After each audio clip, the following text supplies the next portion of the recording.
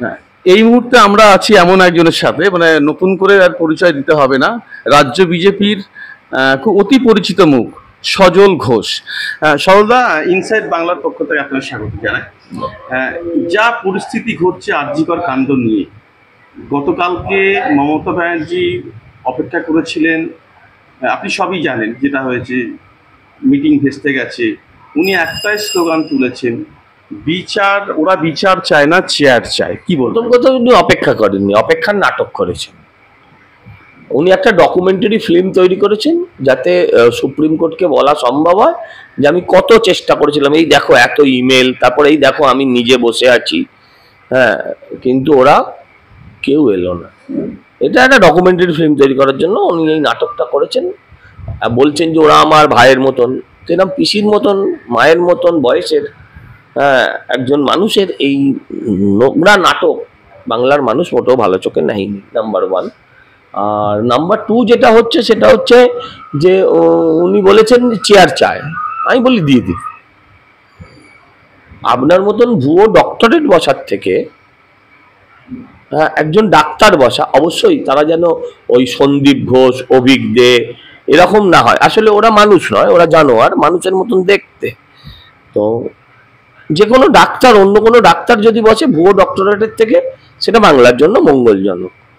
কালকের ঘটনার পর আন্দোলনের ছাত্র, মানে চিকিৎসা ছাত্ররা একটু কি ব্যাকফুটে হয়ে গেল? কেন ব্যাকফুটে হবে? কেন ব্যাকফুটে হবে কেন? আপনি আমায় বুঝিয়ে বলুন, ব্যাকফুটে কেন হবে? না, একটা এমন একটা গিমিক তৈরি হয়েছে যে মুখ্যমন্ত্রী দুদিন ওয়েট করেছিলেন, অথচ আম জনতাকে নিয়ে তো আন্দোলনটা শুরু হয়েছে। সবাই আমরা হারে হারে চিনি। কিসে চিনি? বোন টু বোন, হারে হারে আমরা ওনাকে চিনি, তাই না? উই সুগার হার, বোন টু বোন, মানে আমরা ওনাকে হারে হারে চিনি। ওনার ইংরেজিটা এরকমই হয় আর কি, সেটাই বললাম। এটা আমার ইংরেজি বা সাধারণ ইংরেজি না, এটা ওনার ইংরেজি। তো আমরা জানি উনি কত বড় নাটকবাজ, হ্যাঁ, এটা আমরা বুঝে গেছি। আচ্ছা, লাইভ স্ট্রিমিং এ কি ক্ষতি হতো? এত বড় একটা সমস্যা লাইভ স্ট্রিমিং এর মধ্যে একটা ছোট ব্যাপারের কাছে উনি মানে মিটিংটাকে নষ্ট করে দিলেন কেন? উনি তো বলছেন ছোটরা জেদ করে, বড়দের ধৈর্য ধরতে হয়, তো ধৈর্য ধরে করে নিতে পারতেন। আসলে কি হতো, এতদিন লাইভ স্ট্রিমিং আমরা দেখেছি, কি দেখেছি?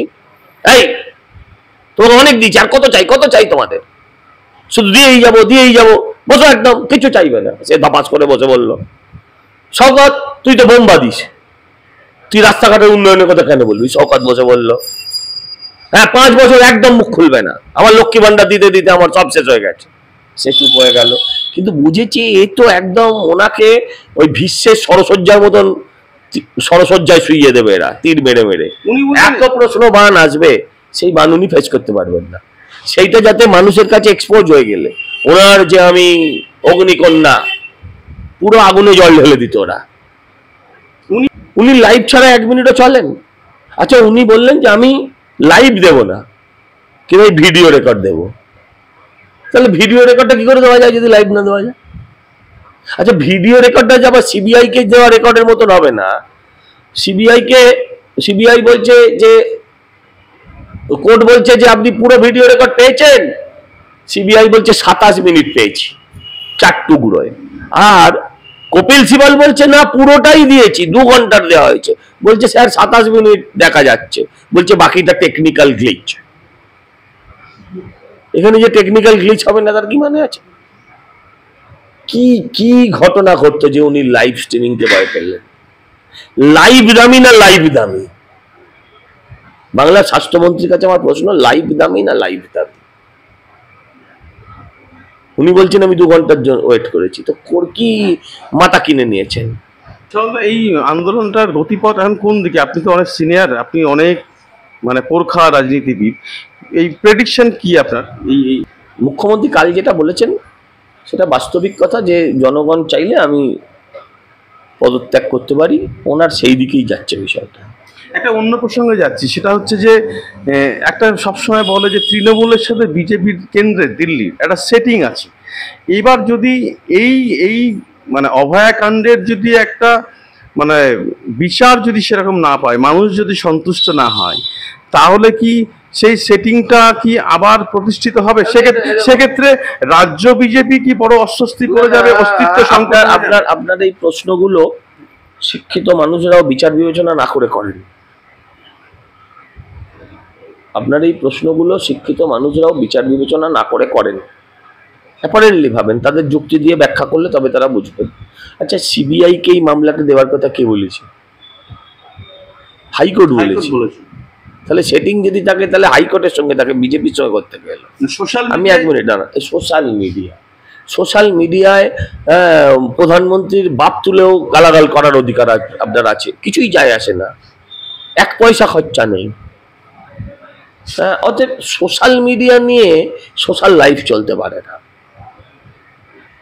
তো আমি দেখুন, আমি এটা বুঝি, যদি এই মামলার ফয়সালা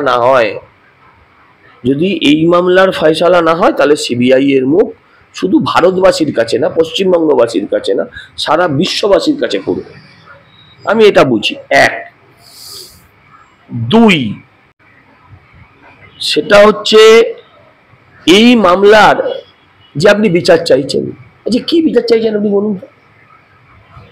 কত লোক মোমবাতি হাতে করে সারা রাত বসেছিল, কত লোক সল্টলেকের স্বাস্থ্য দপ্তরের ওপর বসেছিল, সেই ছবি দেখে কি বিচারপতি রায় দিয়ে দেবে? সেই ছবি দেখে কি বিচার ব্যবস্থা কোনো সিদ্ধান্তে আসতে পারে?